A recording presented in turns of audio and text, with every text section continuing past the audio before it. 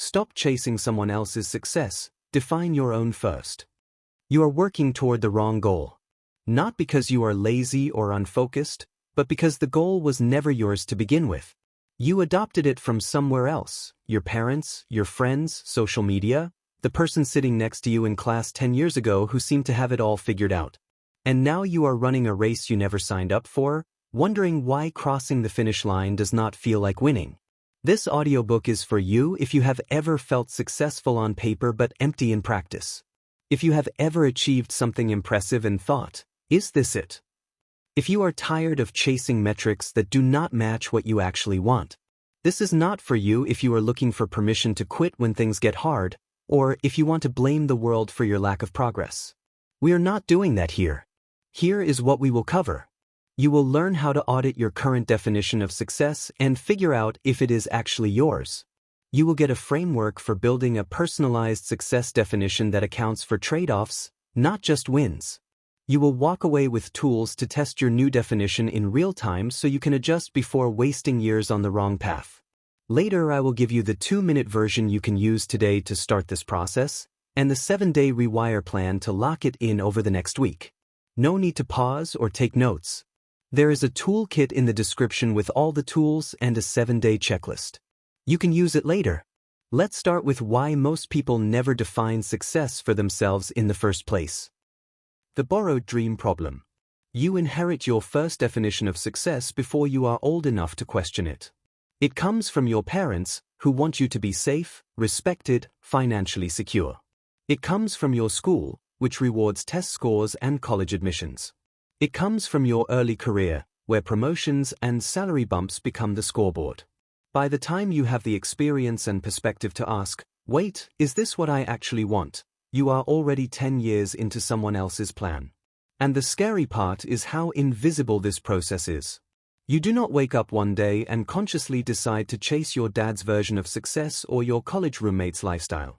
It happens through 1,000 small moments where you absorb what gets praised, what gets criticized, what gets ignored. You see your friend buy a house and suddenly home ownership feels like the next milestone. You watch someone get promoted and start measuring your worth by your job title. You scroll through social media and begin to think your life should look a certain way by a certain age. None of this makes you weak or impressionable. It makes you human. We are social creatures. We look around to figure out how to navigate the world. The problem is not that you looked around. The problem is that you never stopped to filter what you saw through your own values. So you end up in a strange situation. You are working incredibly hard toward a goal that does not excite you. You are making sacrifices for a vision of success that someone else designed. You are winning a game you never wanted to play. Here is the framework we will use to fix this, the success filter.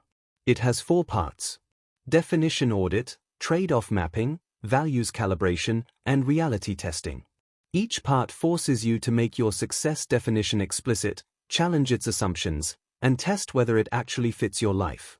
We will go through each one with specific tools you can use immediately. If you are driving or working out, just listen. The toolkit has the full steps. Tool 1. The Inheritance Audit.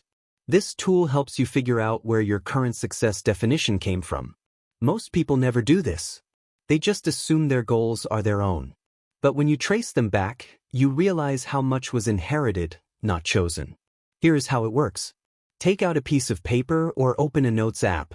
Write down your current definition of success. Do not overthink it. Just write what comes to mind when you imagine yourself being successful 5 or 10 years from now. You might write something like, own a home, make 6 figures, have a leadership position, be respected in my field, have financial security. Now for each item on that list, ask, where did this goal come from? Be specific. Not society or culture.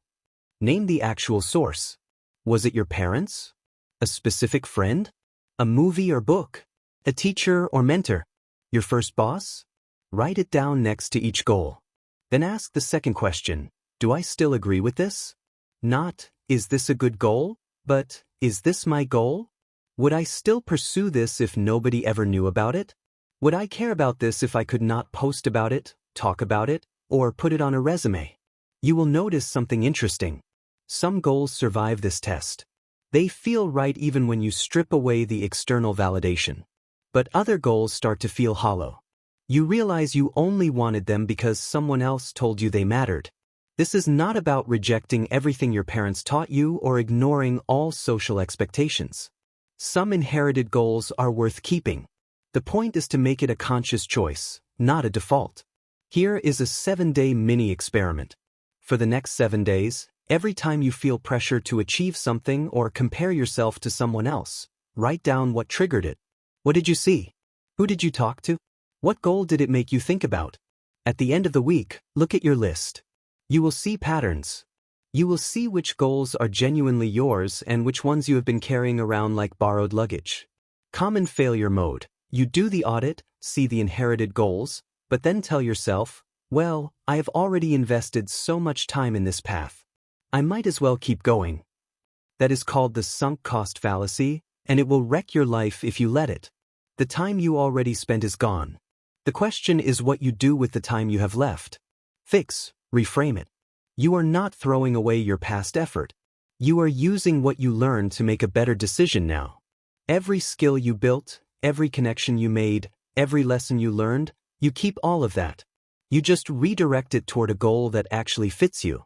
If this is useful, subscribe, like, and turn on the notification bell. It helps more people find these audiobooks. Tool 2, the trade-off map. Every version of success has a cost. You know this intellectually, but most people never write it down. They focus on what they will gain and ignore what they will give up. Then they get the thing they wanted and realize the trade-off was not worth it. This tool forces you to see the full picture before you commit. Here is how it works.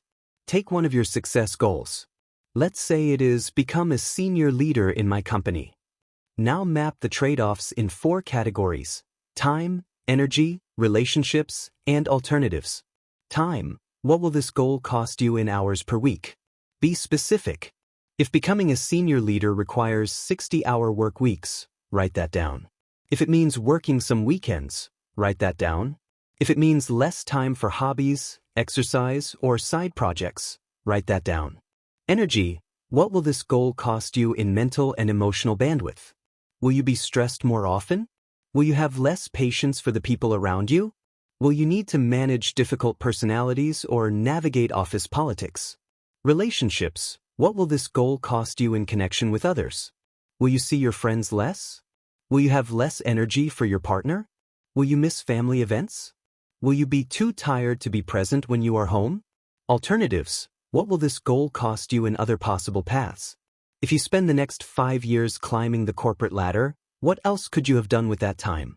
Started a business? Developed a skill? Traveled? Built something on the side? Write all of this down. Make it concrete.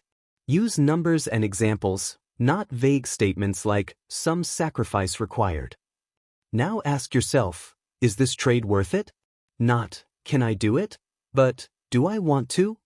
Is the version of success at the end of this path worth the specific costs you just listed? If the answer is yes, great. Now you are choosing it with your eyes open. If the answer is no, you just saved yourself years of regret. Here is a 7-day mini-experiment. Pick one person you admire who has the kind of success you think you want. Then research their actual daily life. Read interviews. Watch behind-the-scenes content. Talk to people who know them. Figure out what they actually gave up to get where they are. You will see the full picture, not just the highlight reel. And you will know whether you are willing to make the same trade-offs. Common failure mode. You map the trade-offs, see they are significant, but then tell yourself, I will figure it out. I will find a way to have it all. That is magical thinking, and it will leave you burned out and resentful. Fix. Accept that trade-offs are real. You cannot have everything. The goal is not to eliminate trade-offs. The goal is to choose trade-offs that align with what you actually value. Tool 3, the Regret Minimization Frame. This tool comes from asking a simple question, what will I regret not doing? Most people optimize for what sounds impressive or what other people will respect. But when you imagine yourself at 80 years old, looking back on your life, the calculus shifts. What seemed important at 30 often feels trivial at 80. And what seemed trivial at 30 often becomes the thing you wish you had prioritized. Here is how it works. Imagine you are 80 years old.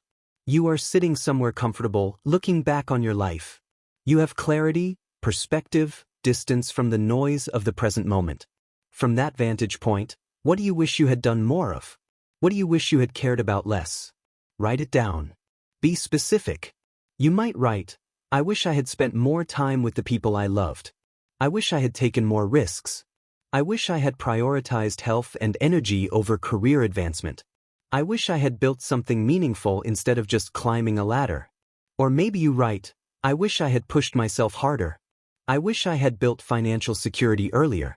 I wish I had taken my work more seriously when I had the chance. There is no right answer. The point is to access a version of yourself that has perspective you do not have right now. Now reverse engineer your current priorities.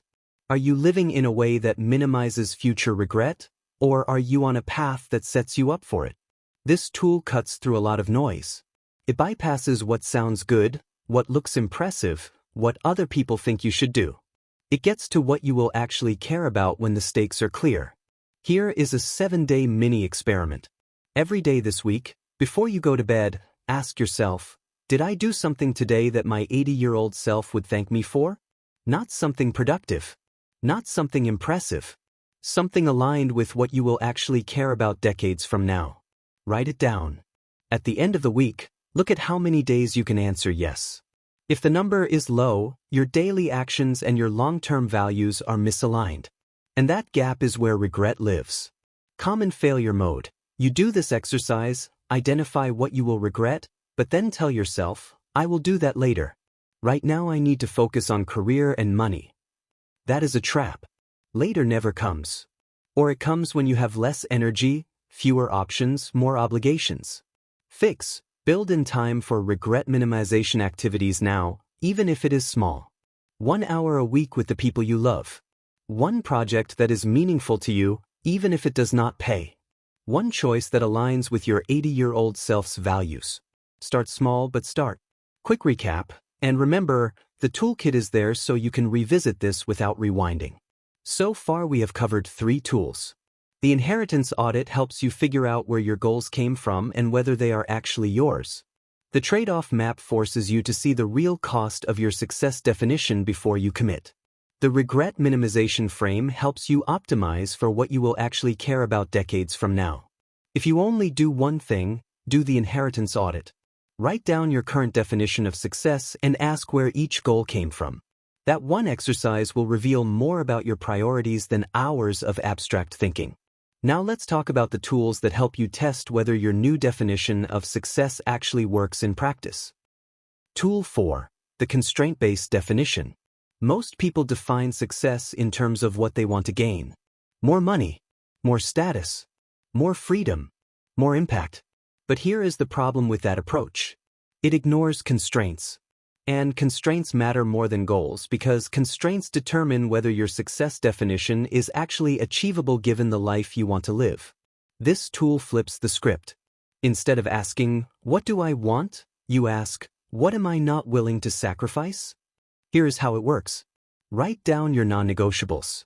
These are the parts of your life you will not compromise on, no matter how successful you become.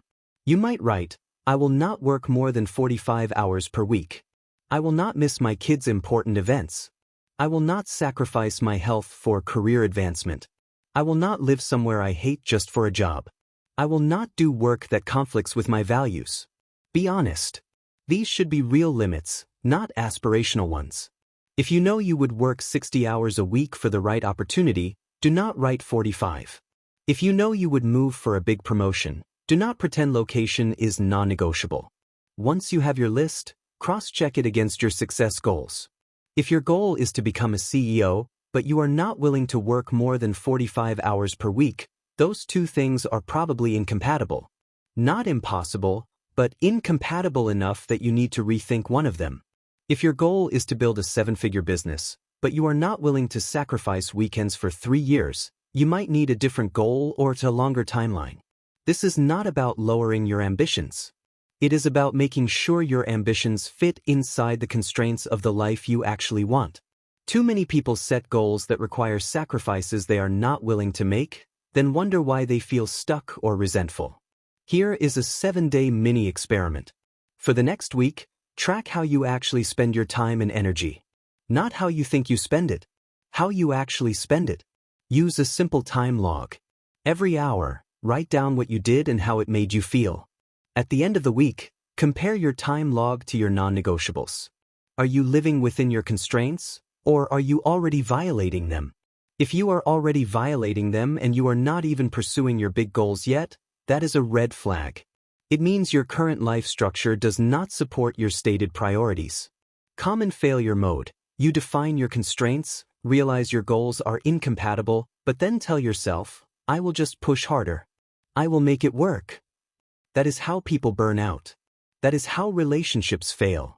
That is how you wake up at 45 and realize you missed your kids' childhoods chasing something you do not even care about anymore. Fix. Adjust either the goal or the constraint. If the goal matters more, expand the constraint. If the constraint matters more, adjust the goal. But do not lie to yourself about the trade-off. Tool 5. The Prototype Success Test. You do not know if a success definition works until you test it. Most people wait until they achieve the thing to find out if they actually wanted it. They spend 10 years climbing the ladder, get to the top, and realize they hate the view. This tool helps you test your success definition early, before you commit years of your life to it. Here is how it works. Take your success goal and ask, what would a prototype version of this look like? If your goal is to be a senior executive, what does a prototype look like? Maybe it is managing a small team for 6 months or taking on a leadership project at work. If your goal is to start a business, what does a prototype look like? Maybe it is running a small side project for 3 months or freelancing on weekends. If your goal is to live in a different city, what does a prototype look like? Maybe it is spending a month there or visiting quarterly and talking to people who live there full-time. The idea is to create a low-stakes version of your goal that gives you real data about whether you actually like it. Not whether you like the idea of it, whether you like the daily reality of it. Then run the prototype. Set a time limit. Collect data. Pay attention to how you feel. Do you have more energy or less energy? Are you excited to keep going or relieved when it is over? Does it feel like the right direction or like something is off? At the end of the prototype period, ask, do I want more of this or less of this? If you want more, great. You just validated your success definition. Keep going. If you want less, you just saved yourself years of pursuing the wrong goal. Adjust and test again. Here is a 7-day mini experiment. Pick one element of your success definition and prototype it this week. If you think you want more free time, block off 3 hours this week and see what you actually do with it. Do you feel more fulfilled, or do you get bored and restless? If you think you want a more demanding job, take on an extra project this week that requires night and weekend work. Do you feel energized, or do you resent it? If you think you want to live somewhere else, research that place every day this week. Read local news. Join online communities. Talk to people who live there. Does it still feel appealing, or does the shine wear off? Collect real data about what you actually enjoy, not what you think you should enjoy. Common failure mode. You run the prototype, realize you do not like it as much as you thought, but then tell yourself, well, it will be different when it is the real thing. No, it will not. The prototype reveals the core experience. The real thing will have more pressure, more stakes, more commitment, not less. Fix. Trust the data. If you do not like the prototype, you will not like the full version. Adjust your goal now, not later. Tool 6. The Values Calibration Exercise. Your values are not what you say matters. Your values are what your calendar and your bank account say matters. This tool forces you to reconcile the gap between your stated priorities and your actual behavior. Here is how it works. Make a list of your top 5 values. The things you say are most important to you. You might write family, health, creativity, financial security, personal growth. Now look at your calendar for the past month. How many hours did you spend on each value? Be ruthless. Do not count time that was adjacent to the value. Count time you actively dedicated to it. If family is a top value but you only spent 10 hours of focused time with family last month, that is your real priority level. Now look at your spending for the past month. How much money did you allocate to each value? If health is a top value but you spent more on entertainment than on fitness or quality food, that is your real priority level. The point is not to shame yourself. The point is to see the truth. Most people have a fantasy version of their values and a reality version of their values. The fantasy version sounds good. The reality version is what they actually prioritize when forced to choose. Once you see the gap, you have two options. Option 1. Adjust your stated values to match your actual behavior. If you say family is your top priority but you consistently choose work over family time, maybe family is not actually your top priority right now. And that is okay. Just be honest about it. Option 2. Adjust your actual behavior to match your stated values. If family really is your top priority, restructure your calendar and spending to reflect that. Either way, close the gap. Because the gap is where guilt, resentment, and regret live. Here is a 7-day mini-experiment. Every day this week, at the end of the day, ask yourself, did I make a choice today that reflected my top value? Write it down. Yes or no. At the end of the week, count how many days you answered yes. If the number is low, your values and your behavior are misaligned. And no amount of goal setting or productivity hacks will fix that. You need to either change your values or change your behavior. Common failure mode. You do the calibration exercise, see the misalignment, but then tell yourself, I am just in a busy season right now. I will realign later. Busy seasons last years if you let them. And by the time you realign, you have already paid the cost in missed time, missed relationships, missed health. Fix. Realign now, even in small ways. Move 1 hour per week toward your stated top value. That is 52 hours per year. Over 5 years, that is 260 hours. That is enough to change a relationship, build a skill, or protect your health. Tool 7. The two-path scenario. This tool helps you make decisions when you are stuck between two different versions of success. Here is how it works. Write down 2 paths you are considering. Be specific. Path A might be, stay in my current career, aim for senior leadership, prioritize financial security and status. Path B might be, shift to a lower-paying job with more flexibility, prioritize time and relationships, accept slower financial growth. Now project each path forward 10 years. Not what you hope will happen. What will likely happen if you follow that path. For path A, write down, what will my daily life look like? What will my relationships look like? What will my health look like? What will my financial situation look like? What will I have gained? What will I have lost? Do the same for path B. Be brutally honest. Use real examples from people who have taken similar paths. Do not imagine the best-case scenario. Imagine the most likely scenario. Then ask, which version of my life in 10 years do I want to live in? Not which one sounds better. Not which one other people would choose. Which one do I actually want? This tool forces you to think long-term. Because in the moment, the short-term costs and benefits loom large. But 10 years from now, different things will matter. Here is a 7-day mini-experiment. Spend 1 day this week living as if you already chose path A. Make decisions the way you would if that path was locked in. Notice how it feels. The next day, do the same for path B. Alternate between the 2 paths for the rest of the week. By day 7, you will have a gut sense of which one fits better. Trust that sense. Your body knows things your brain is still trying to rationalize. Common failure mode. You do the scenario planning, see which path you prefer, but then choose the other one because it feels safer or sounds better to other people. That is how you end up living someone else's life.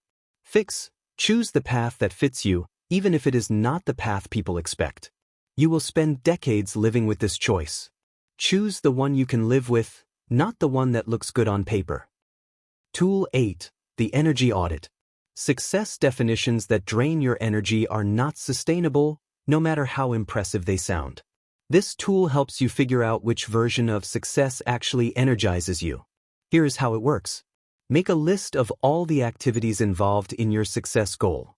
If your goal is to become a senior leader, the activities might include managing people, attending meetings, making strategic decisions, handling conflict, presenting to executives, networking, traveling for work. For each activity, mark whether it energizes you or drains you. Be honest. Do not mark something as energizing just because you are good at it. Competence and enjoyment are not the same thing. Now look at the ratio. How many of the core activities energize you versus drain you? If most of them drain you, your success definition will require constant willpower. You will achieve it through force, not flow. And eventually, you will burn out or quit. If most of them energize you, your success definition is sustainable. You will achieve it through momentum, not sacrifice. This does not mean every activity has to energize you. Every job has boring or difficult parts. But the core activities, the ones you will do most often, should be net positive. Here is a 7-day mini experiment. For the next week, track your energy levels every day. In the morning, rate your energy from 1 to 10. Throughout the day, note which activities increase your energy and which ones decrease it. At the end of the day, rate your energy again. At the end of the week, look at the patterns. Which activities consistently drain you? Which ones consistently energize you? Then look at your success goals. Do they involve more of the energizing activities or more of the draining ones? Common failure mode. You do the energy audit, realize your success goal involves mostly draining activities, but then tell yourself, I will just push through. I will build discipline. Discipline works for short-term projects. It does not work for long-term life paths. Eventually, you will run out of willpower. Fix. Adjust your success definition to include more energizing activities and fewer draining ones. Or find a different role within the same field that fits your energy profile better. Tool 9. The social pressure filter. You cannot define success for yourself if you are constantly measuring yourself against other people. This tool helps you separate what you actually want from what social pressure makes you think you want. Here is how it works. Write down one of your success goals. Now ask, would I still want this if I could never tell anyone about it? If the answer is no, that goal is driven by external validation, not internal desire. That does not automatically make it a bad goal. Some goals require external recognition to be meaningful. If you want to be a respected author, recognition is part of the goal. But if the only reason you want something is to impress other people, you are setting yourself up for disappointment. Because external validation is unstable. It shifts. It is never enough. Now ask the second question. Would I still want this if everyone I know thought it was a bad idea? If the answer is no, you do not actually want it. You want approval. If the answer is yes, you have a goal worth pursuing. This test cuts through a lot of noise. It reveals which goals are rooted in your values and which ones are rooted in other people's expectations. Here is a 7-day mini experiment. For the next week, every time you feel the urge to share an accomplishment, wait 24 hours before sharing it. Use that 24 hours to check in with yourself. How do you feel about the accomplishment now that the urge to broadcast it has passed? Does it still feel meaningful, or did most of the value come from the anticipated reaction? At the end of the week, you will have a clearer sense of which accomplishments matter to you versus which ones only mattered because of the validation they provided. Common failure mode. You do the social pressure filter, realize some of your goals are validation-driven, but then tell yourself, so what? Everyone wants validation. That is normal. It is normal, but it is not sustainable. Validation-driven goals leave you perpetually chasing more. You achieve one thing, get the validation hit, then immediately need the next hit. You never feel satisfied. Fix. Keep some validation-driven goals if you want, but make sure your core definition of success is rooted in internal values. Otherwise, you will spend your whole life performing for an audience that does not care as much as you think they do. Tool 10. The comparison kill switch. Comparison will destroy any success definition you create. You will always find someone who has more money, more status, more freedom, more impact. And if you measure your success against theirs, you will always feel behind. This tool helps you turn off the comparison machine. Here is how it works. Make a list of the people you compare yourself to most often. Be specific. Name them. Write down what you compare yourself on. Income, job title, lifestyle, relationships, physical appearance, accomplishments. Now for each person, write down what you do not see. What are they sacrificing that you are not? What problems do they have that you do not? What trade-offs did they make that you would not make? You do not have to guess. Research it. Most successful people are public about their challenges. If you look beyond the highlight reel, you will notice something interesting. The people you envy often have lives you would not actually want if you saw the full picture. This does not mean their success is fake or unimpressive. It means their success is theirs, not yours. They optimized for different things. They made different trade-offs. They have different values. Once you see that, the comparison loses its power. Here is a 7-day mini-experiment. Every time you feel the urge to compare yourself to someone this week, write down 3 things that person sacrificed to achieve what they achieved. Then ask, am I willing to make those same sacrifices?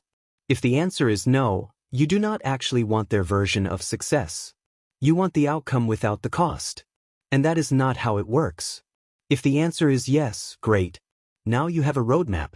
You know what trade-offs are required. Make them consciously, not resentfully. Common failure mode. You do the comparison exercise, see the trade-offs, but then feel jealous anyway because it looks easy for them. It is not easy for them. You just do not see the full picture.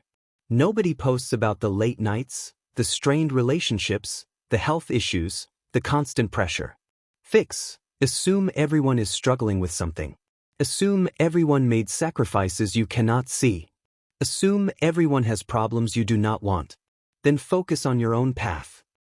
Tool 11. The Future Self-Check-In. Most people define success based on who they are now, not who they will become. The problem is you will change. Your values will shift. Your priorities will evolve. What matters to you at 25 will not matter the same way at 35 or 45. This tool helps you define success in a way that accounts for future change. Here is how it works. Imagine yourself 5 years from now. Not the idealized version. The realistic version. What will your life look like? What will matter to you? Write it down. Now ask, does my current success definition still work for that version of me? If your current definition requires 60-hour work weeks and you know you want kids in 3 years, those 2 things are on a collision course. If your current definition prioritizes career advancement above everything else and you know your values will shift toward relationships and health as you age, you are setting yourself up for regret. The point is not to predict the future perfectly. The point is to build flexibility into your success definition so it can evolve with you. Here is a 7-day mini-experiment. Every day this week, write 1 thing you think will matter more to you in 5 years and 1 thing you think will matter less. At the end of the week, look at your list. If there is a pattern, adjust your current goals to reflect where you are heading, not just where you are. Common failure mode. You do the future self-check-in, see that your values will shift, but then tell yourself, I will deal with that when I get there. By the time you get there, you will have already locked yourself into a life structure that does not fit. Fix. Adjust now, even in small ways. If you know relationships will matter more in 5 years, start investing in them now. If you know health will matter more, start building habits now. Do not wait until the shift is urgent. Tool 12. The Annual Reset. Success definitions should not be static. What worked last year might not work this year. What felt right at one stage of your life might feel wrong at another. This tool helps you regularly audit and adjust your success definition so it stays aligned with who you are becoming. Here is how it works. Once per year, block off 2 hours and do a full success audit.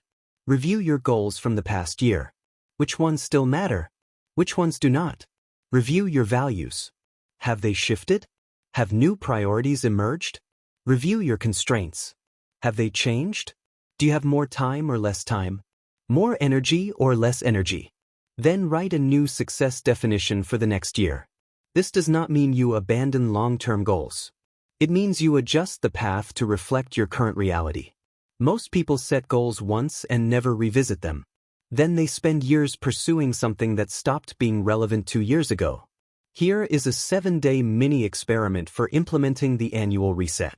Set a recurring calendar event for 1 year from today. Title it Success Definition Audit. In the Notes section, write down your current success definition. When the calendar event pops up next year, review what you wrote. Ask yourself, is this still true? Does this still fit? If yes, keep going. If no, adjust. Then set the calendar event for another year. Common failure mode. You do the annual reset, realize your success definition needs to change, but then feel guilty about abandoning your old goals. That is not abandonment. That is growth. Fix, reframe it.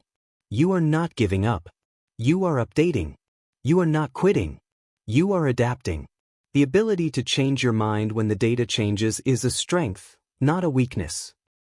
The 7-day Rewire Plan. You now have 12 tools to define success for yourself instead of borrowing it from someone else. But tools only work if you use them. This is exactly what the toolkit is for.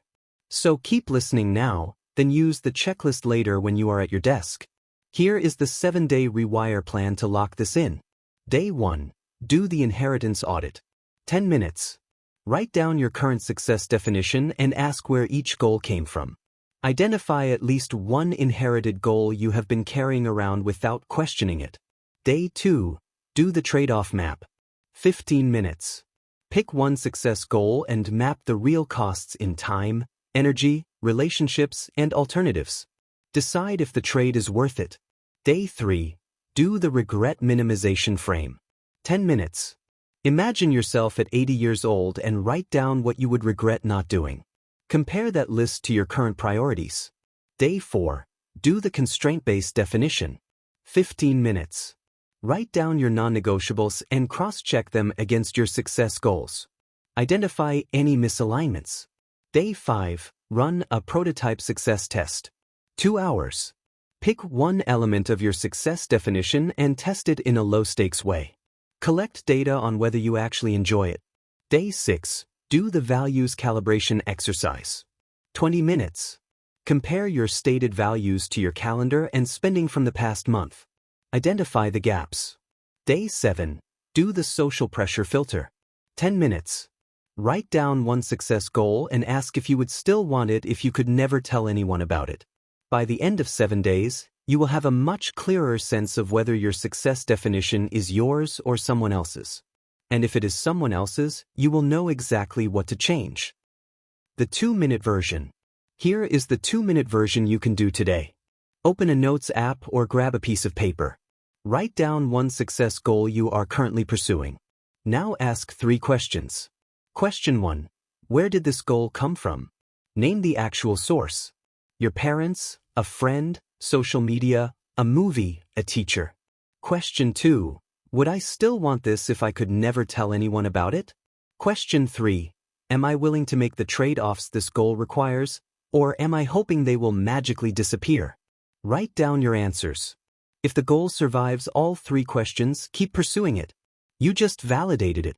If the goal fails any of the 3 questions, you now know it is not actually your goal. Adjust or abandon it. That is it. 2 minutes. 3 questions. You just did more strategic thinking about success than most people do in a decade. Closing. Here is what we covered. Most people chase success definitions they inherited from someone else. They never stop to ask if those definitions actually fit them. The Success Filter Framework helps you audit where your goals came from, map the real trade-offs, and test whether your success definition actually works for your life. The 12 tools we covered give you specific ways to separate your goals from other people's expectations, align your behavior with your values, and build a success definition that evolves with you. If you do nothing else, do the inheritance audit. Write down your current success goals and ask where each one came from. That one exercise will reveal more than you expect. Then run at least one prototype test. Do not wait until you achieve the thing to find out if you actually wanted it. Test it early, adjust fast, and save yourself years of regret. Here is your next step for today. Pick one success goal you are currently pursuing. Write it down. Then ask, is this mine, or did I borrow it from someone else? If you cannot answer that question immediately, you know what to do. Thank you for listening. Subscribe, like, and turn on the notification bell. And check out the free toolkit in the description so you do not have to take notes. And share this with one friend who is working incredibly hard toward a goal but seems miserable doing it. Once they learn to define success for themselves, they will stop wasting energy on the wrong path and start building a life that actually fits them.